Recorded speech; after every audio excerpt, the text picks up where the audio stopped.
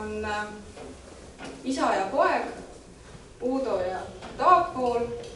2008, kui ma üldse Võrru kunstigaleriisse tööle tulin, ma juba käisin oma õpetajale, ühe oma lemmikõpetajale Tartu Kõrgemast kunstikoolist välja, et kuule, tule tee minu juures näitust. Mul oleks 7 aastat aega. Nii et unistama peab. Lõpuks see täitub.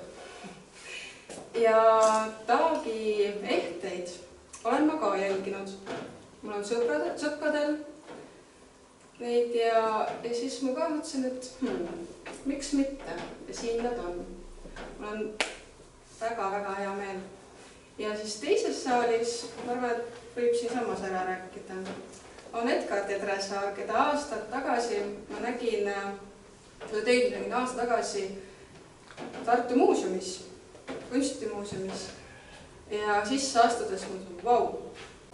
Ma ei tea, kui head suhted teil võru keelega on, aga siin on Võru noorte kunstnike joonistused, illustratsioonid sees.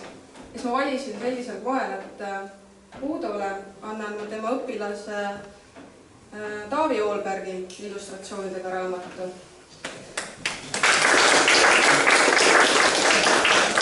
Siis Edgar Tedresaar saab Laura Vähi illustreeritud raamatu.